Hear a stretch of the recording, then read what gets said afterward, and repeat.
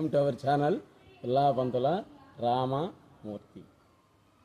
మీ అందరికీ విన్నవించేది ఏంటంటే, అనాథలైనటువంటి వాళ్ళని కూడా మీరు పెంచుకుంటున్నప్పుడు వాళ్ళు పెద్దవాళ్ళు అయిన తర్వాత కేవలం బాధ్యత వదిలించుకోవాకండి. ఏదో పెళ్లి చేశాము, అనాథల్ని పెంచాము, వాడికి పెళ్లి చేశాను, ఏదో చిన్న వ్యాపారం ఉద్యోగం చూపించాను అని బాధ్యతలు వదిలించుకోవాకండి. వాళ్ళ భవిష్యత్తును కోరుకోండి. అనాథ పిల్లవాడిని పెంచుకున్నావు, ఏదో అనాథాశ్రమంలో చదివించావు, ఏదో చదువుకున్నాడు పాపం, వాడి ఉద్యోగం వాడి అదృష్టం కొన్ని ఏదో చిన్న ప్రభుత్వ ఉద్యోగం అనేది వచ్చింది. దానికి ఏదో కొంత ఖర్చు అవుతుంది డబ్బులు. ఆ డబ్బులు నువ్వు పెట్టుకుంటే ఏం పోయింది? నువ్వేగా. అనాథ పిల్లవాడిని పెంచి పెద్ద చేసి పెళ్లి చేసింది నువ్వే కదా. అంటే వదిలించుకున్నావు అన్నమాట. మా చేతికి మట్టి అదిలింది, వదిలించుకున్నావు. ఆ రకంగా కాకుండా వాళ్ళ భవిష్యత్తు ఆలోచించండి.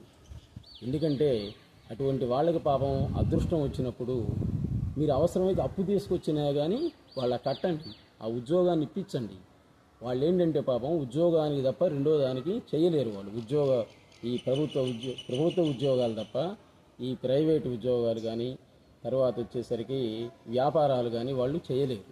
అందుకని మీరు బాధ్యత వదిలించిపోయింది కదా, నాకు మంచి పేరు వచ్చింది, పిల్లోని చదివించాను, పెళ్లి చేశాను, రేపు వాడు భార్యాపిల్లల్ని పోషించుకోలేక శ్మశానంలో పోయి ఆత్మహత్య చేసుకుంటే ఎవడు కారణం? దానికి నువ్వే అవుతావు.